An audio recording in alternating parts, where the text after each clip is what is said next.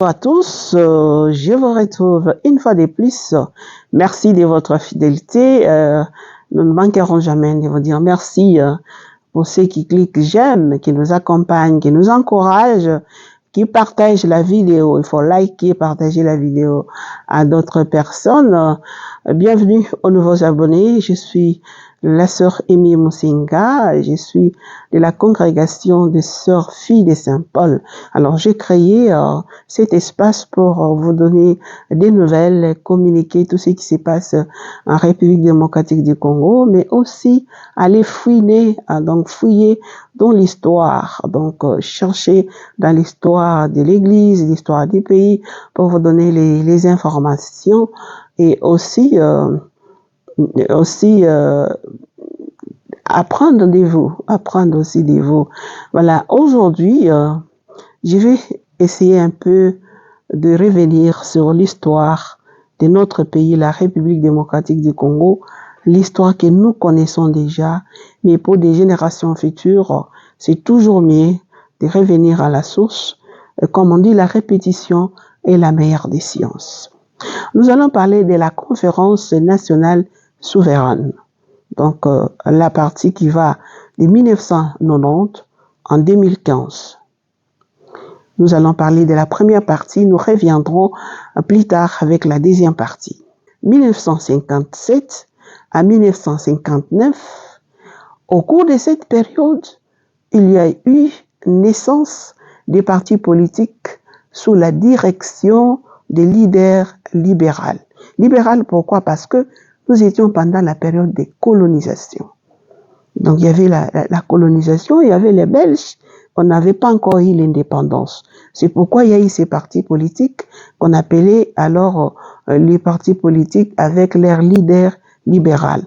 Donc, c'est ce que nous allons parler aujourd'hui. Et parmi les partis politiques, on ne va pas tout citer, hein, il y avait Alliance des Bakongo, qu'on appelait ABAKO en sigle. C'était créé en 1955 avec comme leader Joseph Kasavubu.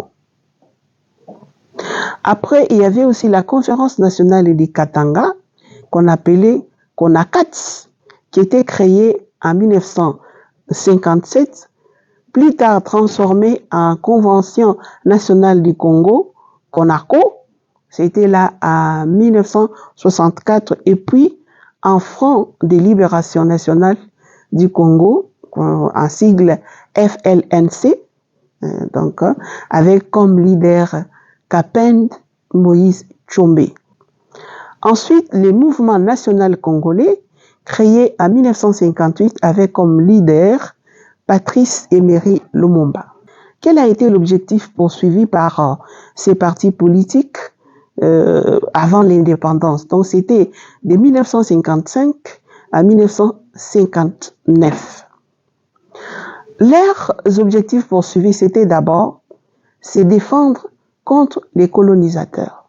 Ils étaient ensemble, ils étaient vraiment dans l'unité et ensemble, ils ont lutté pour se défaire contre les colonisateurs.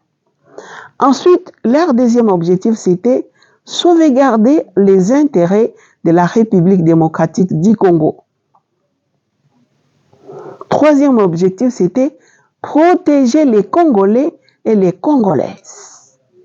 Et quatrième objectif, poursuivi par ces quelques partis politiques créés avant l'indépendance, c'était défendre et libérer la RDC pour aboutir à l'indépendance. En 1960, furent créés aussi d'autres partis politiques tels que Parti socialiste africain, il y avait Parti de l'Alliance nationale pour l'unité, pour nom en sigle, et puis Parti national du progrès.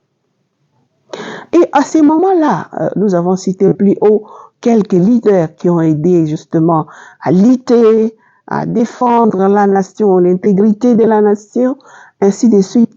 Mais dans chaque coin, recoin, dans chaque région, il y avait des leaders vraiment charismatiques qui représentaient les provinces de la République démocratique du Congo. Alors, on les appelait ces leaders-là, les leaders de libération, qui ont aidé à ce que nous ayons l'indépendance. Au Bas-Congo, il y avait d'abord Edmond Zeza, Moses Aketi au Bas-Congo, et il y avait aussi Joseph Kasavubu. C'était les deux qui représentaient les Bas-Congo. Au niveau du Katanga, il y avait, comme je l'ai dit plus haut, Kapens, Moïse Tchombe. Il y avait aussi Jean Sendwe. Ce sont les deux qui représentaient les Katanga. À Kinshasa, il y en avait beaucoup. Il y avait Cyril Adoula, qui représentait Kinshasa. Il y avait aussi Joseph Iléo. Dans l'histoire, on avait étudié un peu dans l'histoire à l'école, un certain Joseph Iléo. Il y avait aussi Thomas Kanza.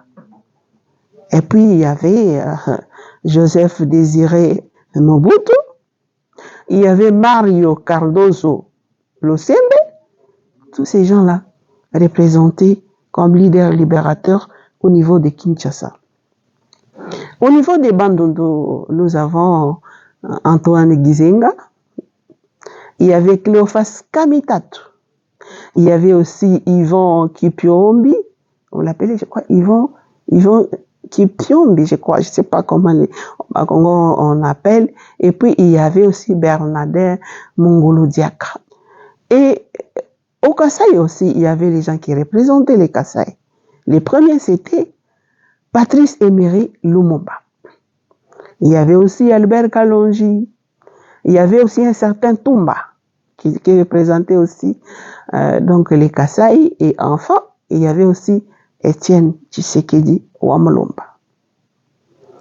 Ce n'est pas encore fini parce que si on va aussi du côté de l'Équateur, Bolikango Akolikoka, qui était au niveau de l'Équateur, et il y avait aussi Justin-Marie Boboko, au niveau de l'Équateur. Au niveau du province orientale, il y avait Christophe Bouenye, et puis il y avait aussi Soumialo, qui représentait donc la province orientale. Au Grand Kivu, il y avait beaucoup de leaders libérateurs. Il y a Anakle Kachamura, et il y avait aussi Faustin Birindoa. Vous vous rappelez de Faustin Birindoa. Il y avait Alexandre Bahamba.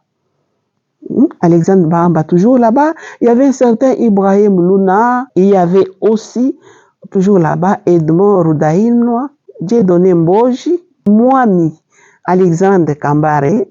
Il y avait aussi Mwami Pierre Databaye 2. On suppose qu'il y avait Databaye 1. Il y avait ensuite Birere Mabano Kitila. Il y avait Rwakambura Shinga. Et enfin, il y avait aussi Mouchobekwa Kalimba.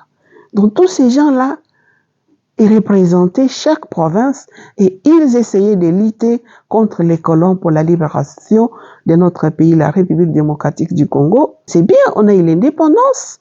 Il fallait encore continuer dans l'unité, dans la cohésion nationale pour protéger. Mais comme vous savez, parfois, il y a de l'égoïsme qui prime et la divergence arrive, la discorde arrive, la division arrive. Alors, il y a eu les divergences d'opinion politique entre Joseph Kasavubu et Patrice Emery Lumumba. Par manque d'un système politique propre des gouvernements congolais et puis leurs divergences, il y a eu des conflits entre eux et les conflits là se sont généralisés sur toute l'étendue de la République. Chacun voulait pour soi, chacun pour soi comme aujourd'hui. Et enfin, les étrangers ont profité de cette occasion pour mieux piller et régner en République démocratique du Congo. Donc, si nous continuons encore comme nous continuons aujourd'hui dans la discorde, le vous non, c'est nous, nous vous non, c'est nous. Il faut chercher la cohésion nationale, faire entrer tout le monde dans la gestion de l'affaire, la gestion de la République, pour qu'ensemble nous luttons pour libérer notre pays. Alors, une fois l'indépendance obtenue, malgré les divergences là, mais on ne savait pas que quelqu'un viendrait d'ailleurs pour chambarder tout. C'est ainsi que 5 ans après, là c'était le 24 novembre 1965, qu'il y eut un coup d'état militaire monté par le lieutenant général Joseph Désiré Mobutu. Tout ce qui s'est passé est tombé dans l'eau. 2 ans après, les politiciens congolais qui étaient derrière les militaires émirent l'idée de créer un parti politique. Nous étions trop jeunes, on a vu qu'on appelait MPR. MPR. C'est le 20 mai 1967 à Mbandaka que ce mouvement MPR a vu le jour. Je n'étais pas encore né à ce moment-là. Les mouvements populaires de la révolution MPR avaient connu aussi des offensives menées par les fronts de libération nationale du Congo. C'était en 1977 et aussi en 1978. Suite à ces offensives, le président Mobutu, bien sûr, dans l'obligation de créer les postes de premier ministre inexistants à l'époque, et il est amené à organiser les élections des 13 parlementaires cofondateurs de l'IDPS. Je ne sais pas, vous avez déjà entendu parler. Voilà comment l'histoire a évolué.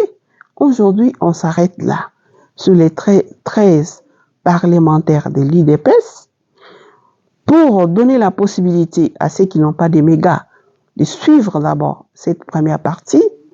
Et nous allons revenir prochainement avec la suite, parce que j'ai trouvé qu'il est important que nous revenons un peu. Tout le monde en parle, bien sûr. Pourquoi pas moi? Moi aussi, je peux en parler, puisque la répétition est la meilleure des sciences. Comprendre que la divergence, la discorde, les conflits ne nous apportent rien. Regardez les partis politiques qui ont existé avant l'indépendance.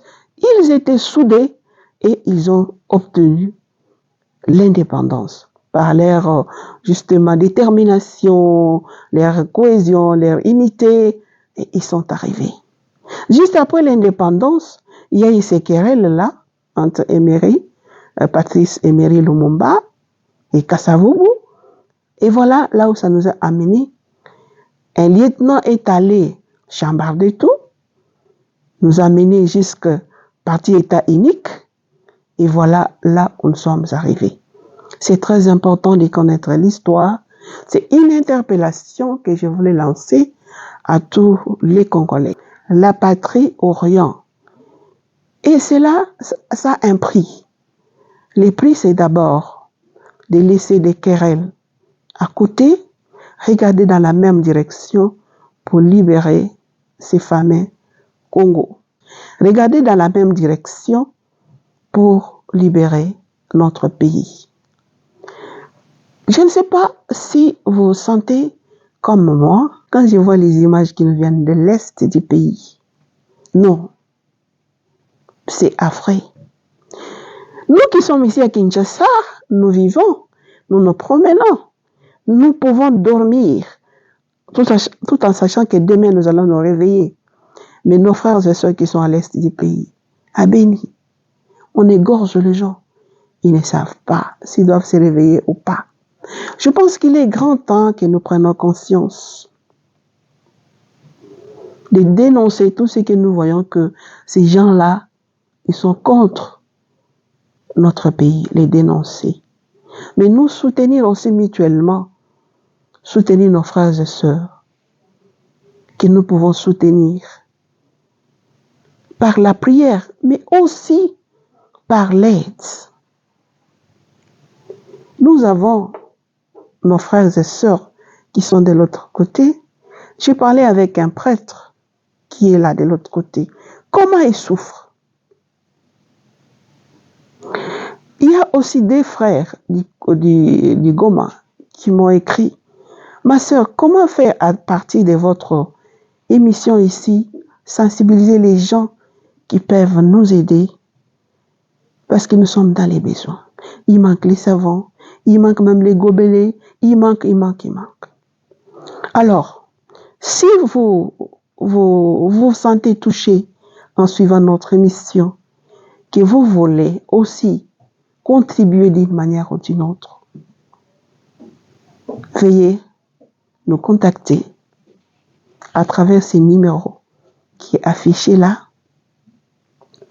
que ce soit M-Pesa ou Airtel Money.